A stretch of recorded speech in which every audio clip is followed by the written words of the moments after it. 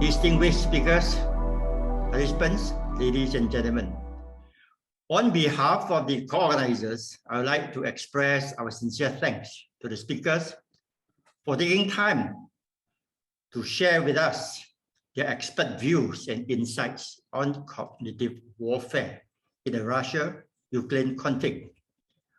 I would also like to thank Dr. Tian Li for doing a great job in moderating the webinar.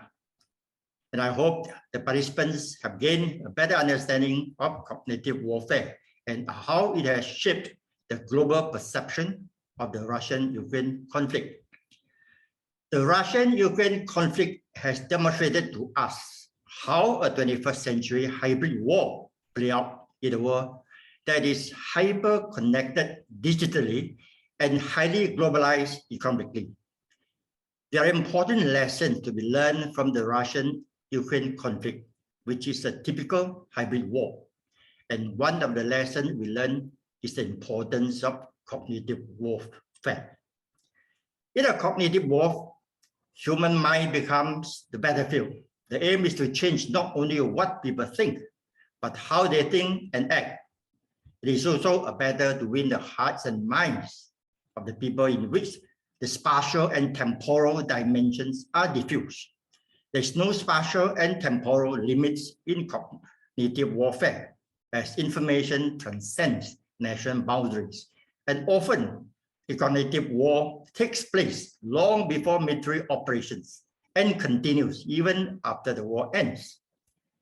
Digital revolution, global social networks, instant information flow, high internet penetration rate, and easy availability of mobile devices have dramatically changed how information could be weaponized to influence and manipulate the perception of war by people by spreading misinformation and disinformation.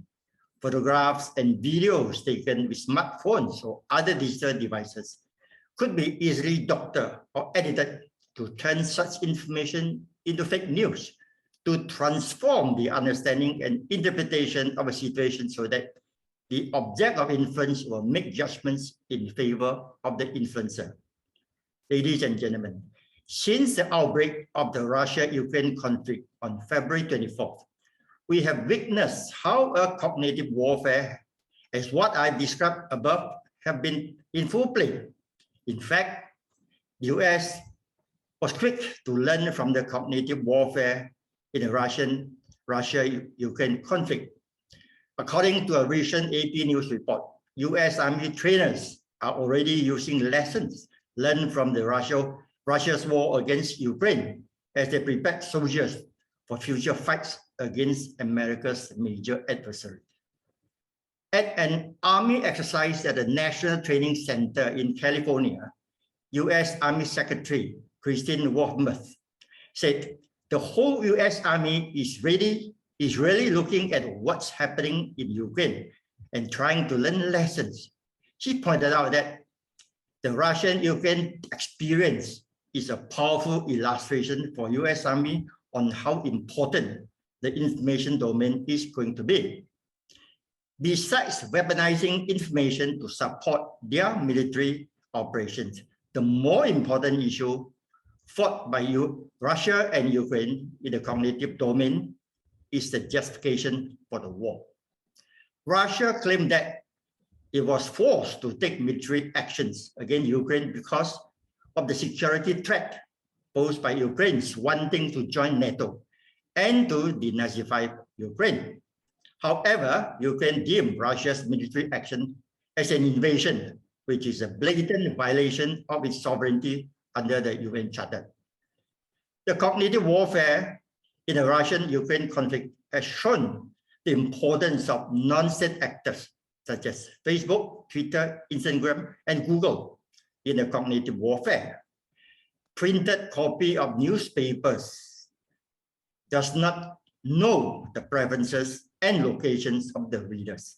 However, smart devices such as mobile phones, tablets, and laptops do. The openness of social media platforms allows adversaries to easily target individuals, selected groups, and the public for sending information, misinformation, or disinformation. Unquestionably, the domination of the mainstream media and monopoly of global social networks by the West has given Ukraine, US, and its allies tremendous advantage in shaping the global perception of the Russia-Ukraine conflict. Before I end my speech, may I take this opportunity to thank the supporting staff who have worked very hard to make this webinar a success, and to wish everyone happiness, good health, and good luck. Thank you.